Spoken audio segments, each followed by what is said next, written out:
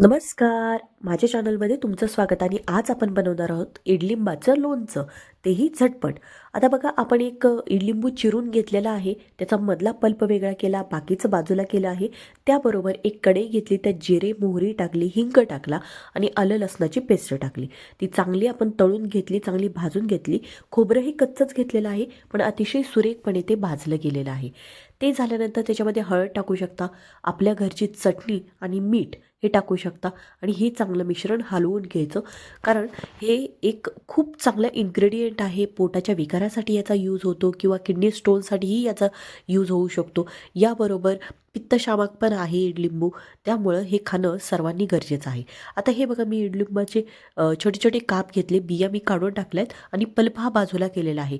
Pulp बाजूला केला आहे, पण तो टाकून द्यायचा नाही, त्याचा एक वेगळा यूज आपल्याकडं होणार आहे.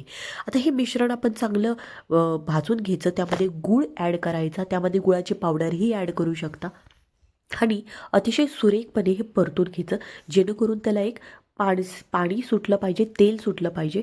हे असं बघा तुम्हाला दिसेल. आता हे थोडा वेळ झाकून ठेवायचं आणि हे असं तुम्हाला दिसेल बघा किती सुंदर.